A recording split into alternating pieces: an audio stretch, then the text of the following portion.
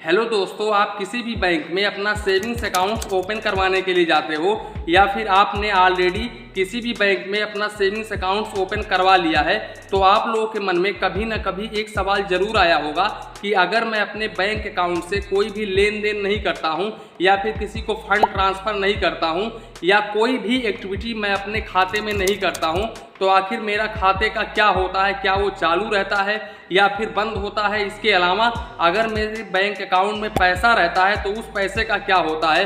क्या अकाउंट मेरा बंद हो जाता है? वो पैसा मिलेगा कि नहीं मिलेगा? दोस्तों, ऐसे काफ़ी सारे सवाल आप लोगों के मन में चल रहे होंगे दोस्तों।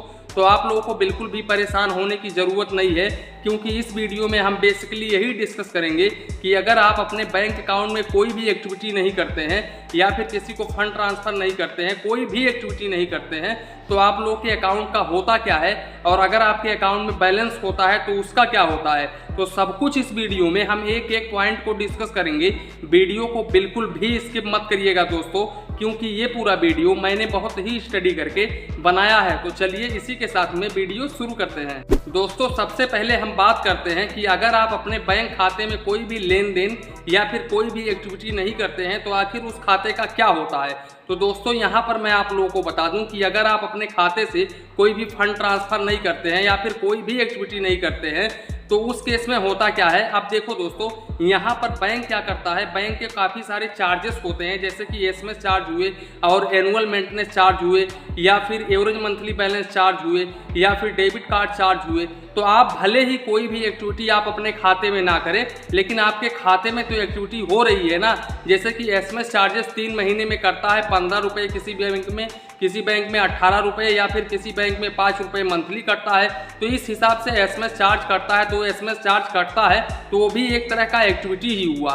तो उसमें आपके अकाउंट में एक्टिविटी हो रहा है, तो जिसकी वजह से आपका अकाउंट चालू रहता है दोस्तों, अगर आपके अकाउंट में बैलेंस होता है तो। इसके अलावा दोस्तों, अगर आपके अकाउंट में बैलेंस होता है और आप एकदम से कोई भी एक्टिविटी नहीं करते हैं तो 1 साल तक तो वो खाता वैसे ही चालू रहेगा, लेकिन 1 ईयर के बाद में वो जो अकाउंट होगा वो इन ऑपरेटिव मोड में चला जाएगा, वो निष्क्रिय कर दिया जाएगा। इसका मतलब होगा दोस्तों कि अब वो ऑपरेट नहीं हो रहा है, वो अकाउंट को लोग ऑपरेट नहीं कर रहे हैं, कस्टमर ऑपरेट नहीं कर रहे हैं, जिसके वजह से उसको इन ऑपरेटिव मोड में डाल दिया गया है। अब दोस्तों, उसमें जो भी बैलेंस रहेगा वो आपका बिल्कुल भी बैलेंस सेफ है दोस्तों। इसमें ये परेशान होने की ज़रूरत बिल्कुल भी नहीं है कि मेरा जो पैसा है वो इन ऑपरेटिव मोड में चला गया है तो मेरे अकाउंट में जो भी पैसा है वो सेफ नहीं रहेगा, वो 100 और 1% सेफ रहेगा दोस्तों।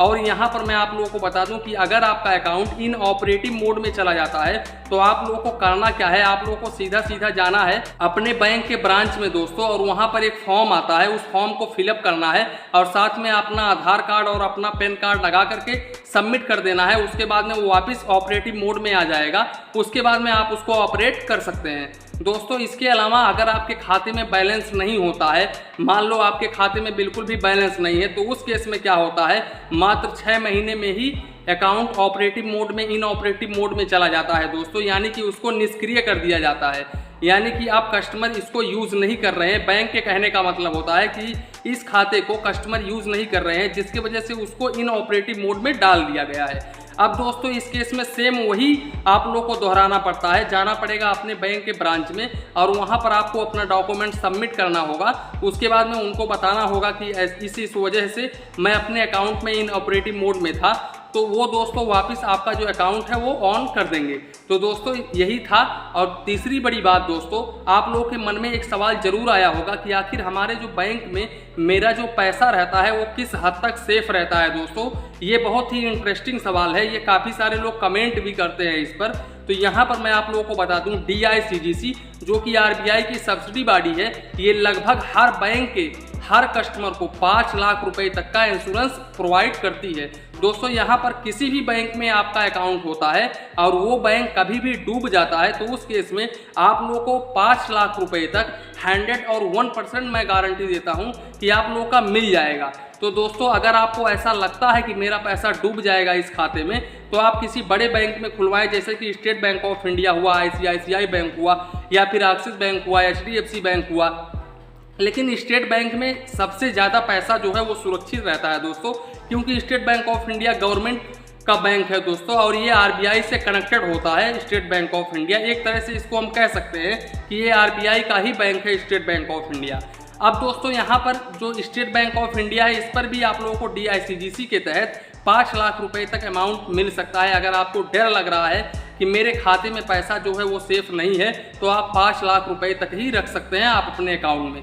तो दोस्तों यही था आज का वीडियो। इसी के साथ में वीडियो को समाप्त करते हैं।